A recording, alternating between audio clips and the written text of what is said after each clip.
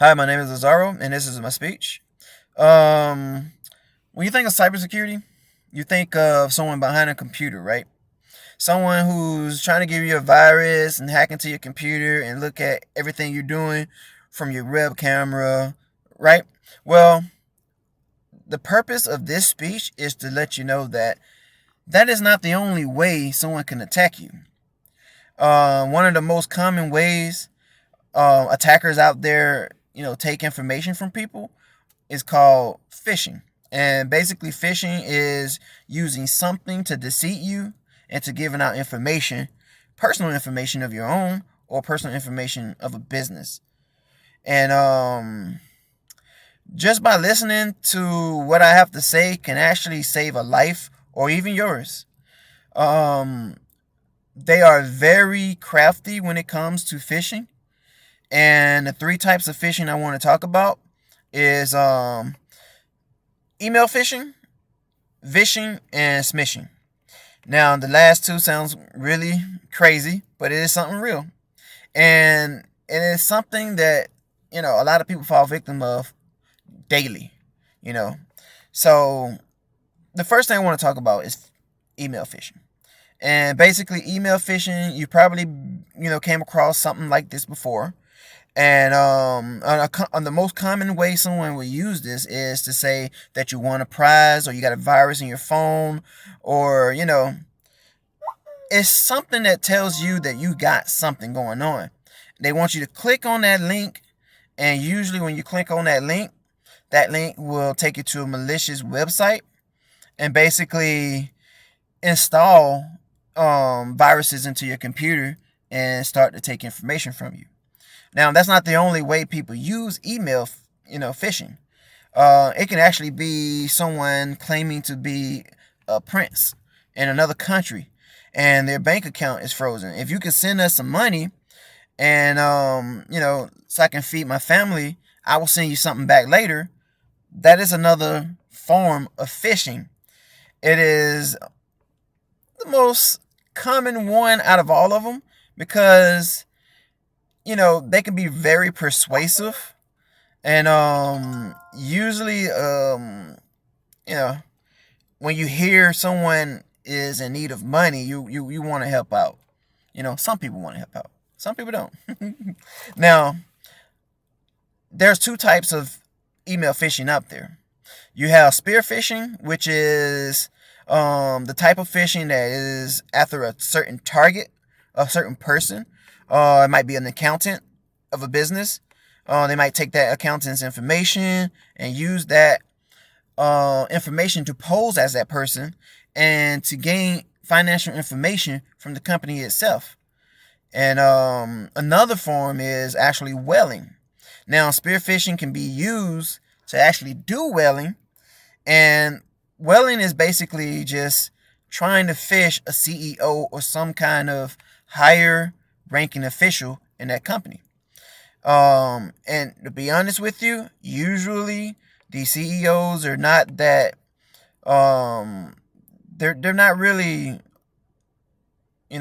savvy, tech savvy. So when they hear certain things, or they might see an email from their accountant, they might think that is the accountant for real because that person knows that accountant's name, their email, their phone number, their login information, their customer number, or not customer number, but employee number. So now you can see how crafty they are to get this information from a CEO. Now, another form out there is vishing. And basically, vishing is voice over IP, which means phone.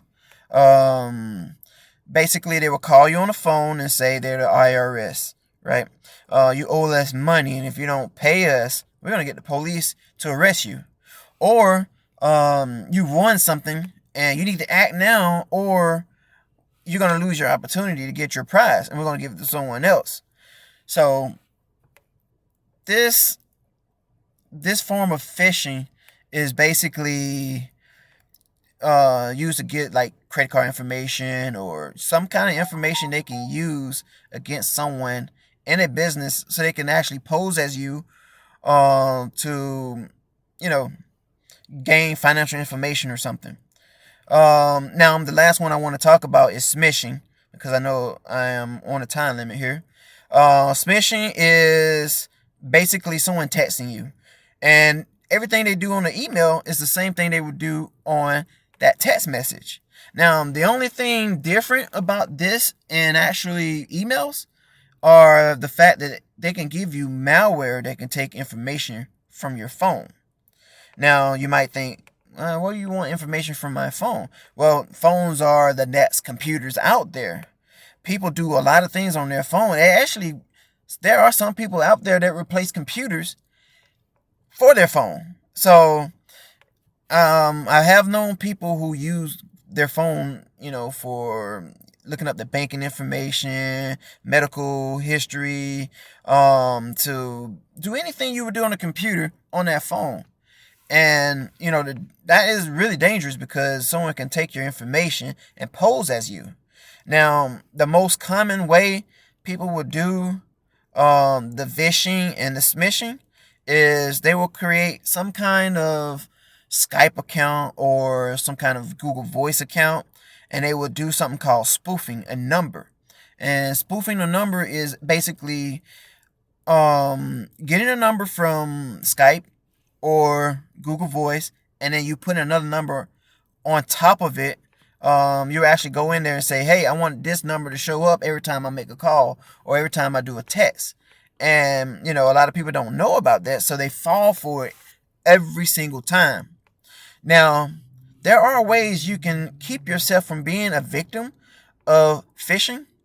And these are some of the ways you might want to. Now, email phishing, if you're not really sure, don't click on anything. If they give you a web page to go to, try looking it up first and making sure it's a legitimate web page, because sometimes it's not. If it comes to phishing or smishing, look up that company information. No government facility will call you and say that you owe them something, or they will ask you for your cell phone number, your car information, or your social security number, because they're not allowed to do that. And Microsoft will never call you to get rid of a virus, so don't fall for it. So some of these things are basically common sense if you think about it. If someone's urging you to do something, hang up on them, call the number back. If it goes and it says that this number cannot be reached, you already know from there that that wasn't the actual number that they called you from. So these are some ways you can protect yourself from these types of attacks. Now, my conclusion on the whole thing is you should arm yourself with this knowledge. Now that you know that it is out there are people doing these types of attacks. You want to stay on these attacks. You want to learn more about it and report it. Anytime it happens, report it, because they do catch these people who do these things. And you could really save a life. Now that's all I wanted to talk about. Hopefully I gave you enough information, and I'm sorry that the video is a little longer than it's supposed to be, but I feel like it's very important that you should know these things, because this thing is real, and a lot of people, they really lose, family members. Might be an argument of why you did this and that. People's lives have been messed up because of these things. So thank you for for your time, and hope you like my speech. Have a nice day.